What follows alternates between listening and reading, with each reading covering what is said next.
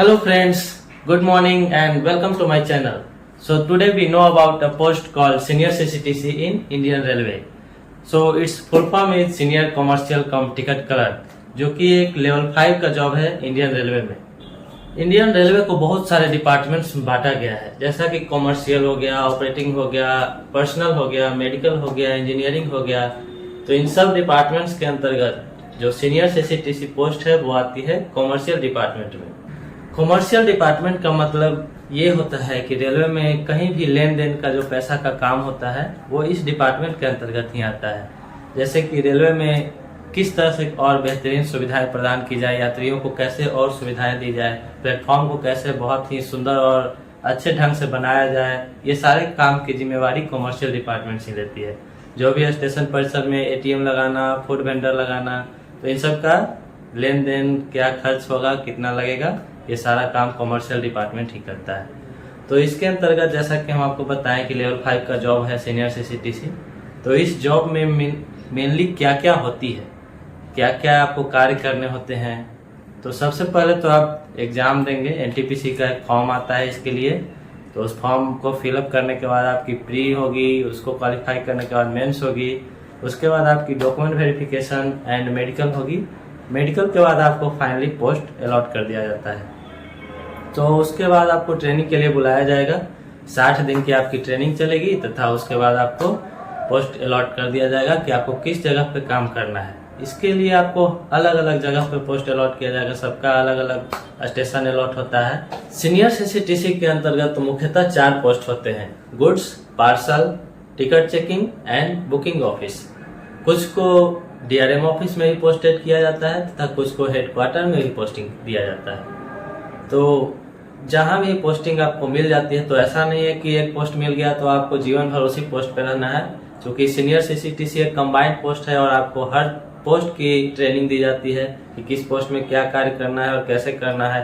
तो आपको कुछ समय के लिए इसमें रखा जाएगा, कुछ समय बाद गुड्स से फिर टिकट चेकिंग में जा सकते हैं, टिकट चेकिंग से पार्सल में जा सकते हैं। तो ये चेंज होते रहेगा, ऐसा फिक्स नहीं है कि आपको अगर गुड्स मिल गया तो गुड्स ही आपको करना है हमेशा।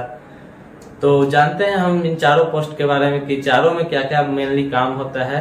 तो सबसे पहले स्टार्ट करते हैं गुड्स से। जैसा कि नाम से ही पता चल रहा है, गुड्स मतलब मालगाड़ी से संबंधित ही इसमें कार्य होगा।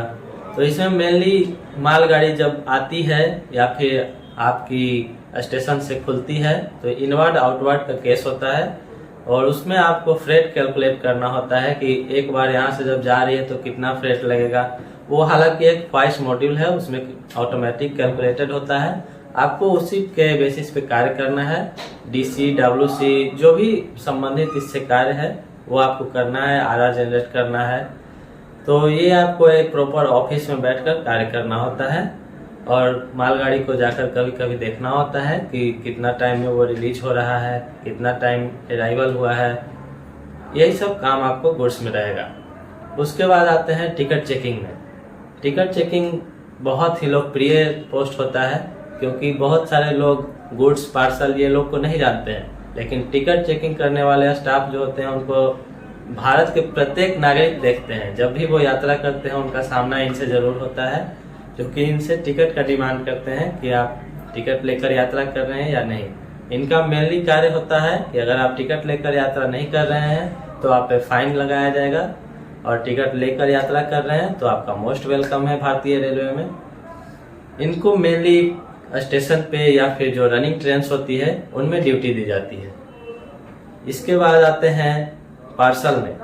जैसा कि आप एक्सप्रेस ट्रेन के इंजन के ठीक पीछे देखे होंगे कि एक पार्सल वैन होता है और उसके बाद विकलांग बोगी होता है और किसी किसी में पूरा वीपी के नाम से जाना जाता है पार्सल वैन होता है। उसमें पूरा पार्सल का ही सामान जाता है।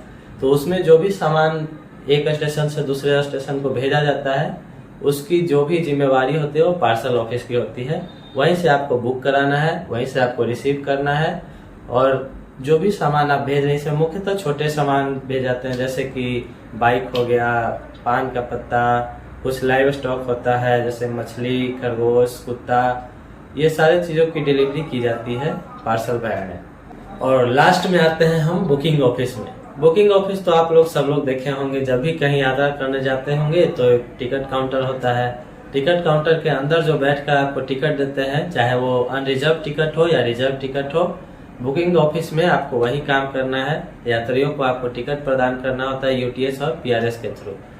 और जो लोग डीआरएम में पोस्टेड हैं या फिर हेडक्वार्टर में पोस्टेड हैं, तो उनको कॉमर्शियल से रिलेटेड सारा काम देखना होता है कि क्या क्या ट्रैफिक को सुधारने के लिए आपको उपाय करना चाहिए, स्टेशन को किस तरह से और सुंदर बनाना चाहिए, ऐसी कौन सी सुविधाएं प्रदान करें जिससे यात्रियों को और ज्यादा सुविधा और वो रेलवे के प्रति अट्रैक्ट हो, रेलवे की यात्रियों की संख्या कैसे बढ़ानी है, इन सभी चीजों की जिम्मेवारी वो वहां बैठकर करते हैं। और जो भी सुविधाएं स्टाफ को मिलनी चाहिए वो प्रॉपर मिल रही है कि नहीं, सारे कॉमर्शियल चीज से रिलेटेड उनको देखना है। एटीएम कुछ लग रहा है या फूड काउंटर जो आप देखते हैं, उन सब से कितना किराया वसूल करना है, ये डिपार्टमेंट वहां बैठकर वो लोग करते हैं। तो ये थे सीनियर सीसीटीसी के सारे पोस्ट जो अलग अलग ट्रेनिंग के बाद बांटे जाते हैं। इनके बारे में सभी डिटेल हम आपके साथ शेयर किए। आपको इन सब में कौन सा पोस्ट ज्यादा अच्छा लगा वो हमें कमेंट करके जरूर बताइएगा। अगर आपकी भी इच्छा है कि हम भी इस पोस्ट पे ज्वाइन करें और भारतीय रेलवे की सेवा करें, तो इसकी वैकेंसी जल्द ही आने वाली है इसी साल। तो आप इस चीज का प्लीज वेट मत करिए कि वैकेंसी जब आएगी तब हम पढ़ना स्टार्ट करेंगे। आप अभी से ही गूगल पे सिलेबस अवेलेबल है, उसके अनुसार पढ़ाई स्टार्ट करिए। आप बहुत सारे कैंडिडेट्स से उस टाइम तक आगे हो जाएंगे जो कि ये सोच रखते हैं कि वैकेंसी जब आएगी तब हम पढ़ाई स्टार्ट करेंगे, क्योंकि उसके बाद आपको समय बहुत कम मिलता है और तैयारी अच्छे से नहीं हो पाती है। So best of luck for your future. Thank you, bye bye.